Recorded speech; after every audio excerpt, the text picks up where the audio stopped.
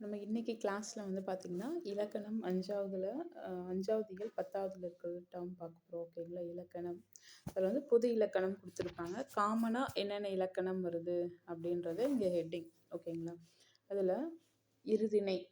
இருதிணை நமக்கு தெரியும். உயர்திணை, அஃறிணை அப்படின்னு சொல்லிட்டு. உயர்திணை அப்படின்னா 6 அறிவுடைய மக்களை வந்து எக்ஸ்பிளைன் பண்ணுறது. அஃறிணை அப்படின்னா நமக்கு தெரிஞ்சது தான். ஓகேங்களா? நெக்ஸ்ட்டு ஐம்பால்கள். ஐம்பால்கள் வந்து பார்த்தீங்க அப்படின்னா, உயர்திணைக்கு வழங்குகின்ற 3 பால்களும் டோட்டலாக வந்து 5, உயர்திணையில் வந்து 3, அஃறிணையில் வந்து 2. ஓகேங்களா? டோட்டலாக சேர்ந்தது தான் வந்து பார்த்தீங்கன்னா 5. ஓகேங்களா? 5 பால்கள். அப்போ உயர்திணை ஆண்பால், பெண்பால், பலர்பால். நெக்ஸ்ட் அக்னிநிலை வந்து ஒன்றன்பால், பலவின்பால் அப்படின்னு எக்ஸ்பிளைன் பண்ணுறது தான் வந்து ஐம்பால்கள். ஓகேங்களா? அது அடுத்து இந்த உயர்திணைக்குரிய பால் வகைகள் தான் அகைன் இங்கே கொடுத்துருப்பாங்க. நெக்ஸ்ட் வந்து மூவிடம் நமக்கு தெரியணும். ஓகேங்களா? இலக்கணத்தில் 3 இடம் அப்படின்னா என்னென்ன அப்படின்னு நமக்கு தெரியும். தன்மை, முன்னிலை, படர்க்கை அப்படின்றது. நெக்ஸ்ட் இங்கே தன்மை அப்படின்னா என்ன நம்மளுக்கு தெரிஞ்சுக்கணும் அப்படின்னா இந்த ஸ்டேட்மெண்ட்டில் கொடுத்துருக்க மாட்டாங்க. நீங்கள் வந்து ஆனால் கம்பல்சரி தன்மை அப்படின்னா என்னன்னு தெரிஞ்சுக்கணும்.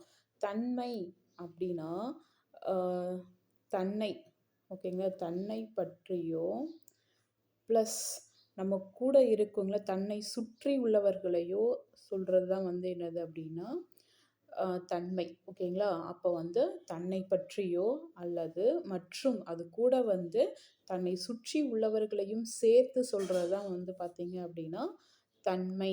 ஓகேங்களா? அப்போ தன்மையில் வந்து பார்த்தீங்க அப்படின்னா நம்ம இங்கே காமனாக வந்து அது பெயர்கள் நம்ம சொல்வோம்.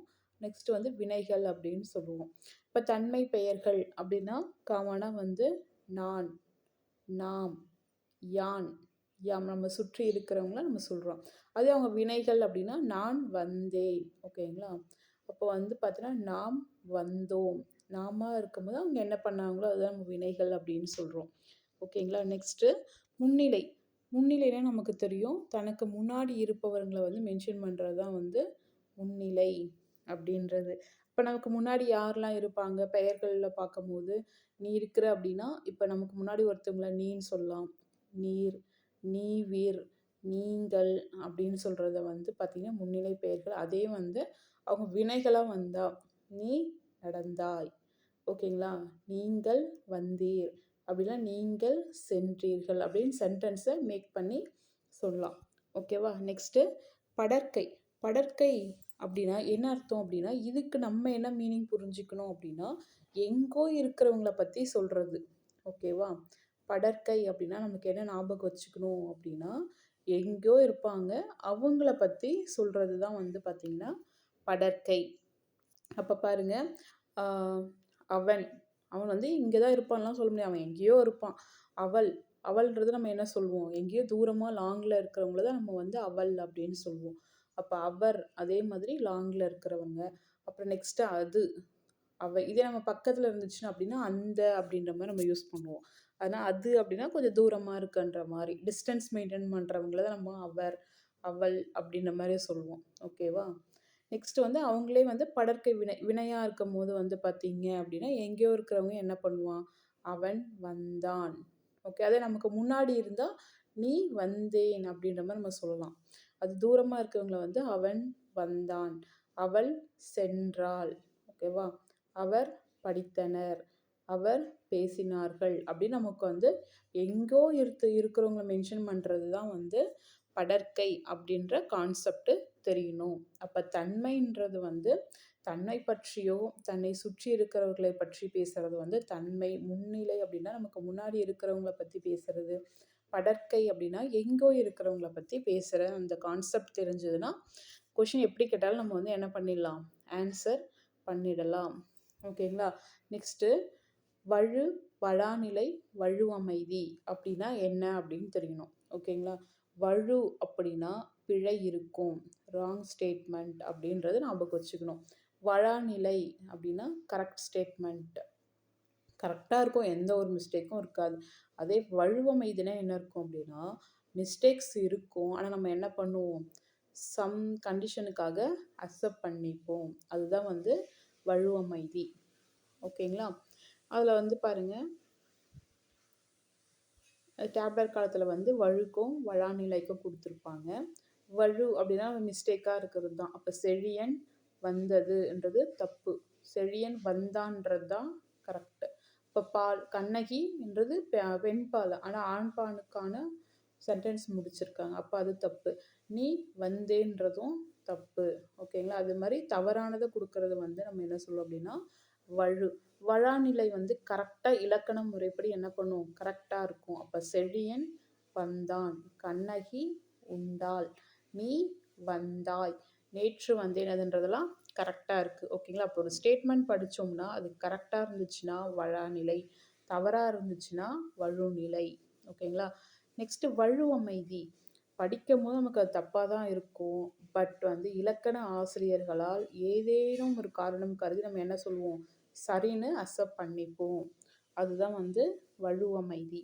அதில் வந்து பார்த்தீங்க அப்படின்னா உங்களுக்கு 5 டைப் இருக்கும். அதில் ஃபஸ்ட்டு டைப் வந்து பாருங்கள், திணை வழுவமைதி. திணை வழுவமைதி என்ன அர்த்தம் அப்படின்னா, ஒரு அக்ரிணியை வந்து நம்ம என்ன சொல்லுவோம் அப்படின்னா உயர்திணையாக கருதுறது தான் வந்து பார்த்தீங்க அப்படின்னா திணை வழுவமைதி. ஸ்டேட்மெண்ட் கொஷினாகவே கேட்பாங்க, இம்பார்ட்டன்ட். ஓகேங்களா? அக்ரிணியை வந்து உயர்திணையாக கருதப்படுவது எந்த திணைன்னு கேட்டால் திணை வழுவமைதி அப்படின்னு நமக்கு தெரியணும். இப்போ ஃபார் எக்ஸாம்பிள் வந்து பாருங்கள், மாட்டை வந்து நம்ம என்ன சொல்லுவோம் அப்படின்னா என் அம்மை வந்தாள் அப்படின்றது மாட்டை வந்து அம்மா லெவலுக்கு நம்ம வந்து கம்பேரிசன் பண்ணுறோம். ஸோ அது வந்து திணை வழுவமைதி. ஓகேங்களா? நெக்ஸ்ட் செகண்ட் டைப் வந்து பார்த்திங்கன்னா பால் வழுவமைதி. ஆண் பாலை வந்து பெண் பாலோ இல்லை பெண் பாலை வந்து ஆண் பாலோ கருதி வந்து மாற்றி கூப்பிடுறது வந்து பால் வழுவமைதி. தன் மகளை பார்த்து வாடா ராசா, வாடா கண்ணா, கண்ணான்றதுலாம் வந்து வந்து நம்ம ஆண்பாலுக்கு தான் வந்து யூஸ் பண்ணுவோம். ராசான்றதும் ஆண்பாலுக்கு தான் யூஸ் பண்ணுவோம். ஆனால் அந்த ஆண்பால் கூப்பிடுகின்ற அந்த பெயர்களை வந்து பெண்பாலுக்கு வந்து யூஸ் பண்ணுறது வந்து என்னது அப்படின்னா பால் வழுவமைதி. ஸ்டேட்மெண்ட் நமக்கு தெரியணும். ஓகேங்களா? நெக்ஸ்ட்டு இட வழுவமைதி. இட வழுவமைதிக்கு வந்து பாருங்கள், படற்கையை வந்து தன்மை இணையை வந்து படற்கையில் வந்து நம்ம யூஸ் பண்ணுறது வந்து இட வழுவமைதி அப்படின்னு சொல்கிறாங்க. ஓகேவா? ஃபார் எக்ஸாம்பிள் வந்து பார்த்திங்கன்னா இந்த கொஷின் அப்படியே ஸ்டேட்மெண்ட் கொஷினாகவே கேட்பாங்க. இந்த மாறன் ஒரு நாளும் பொய் கூற மாட்டான் அப்படின்றது இட வழுவமைதி. இது நிறைய கொஷின் ரிப்பீட்டடாக ஆயிருக்கு இந்த கொஷின்.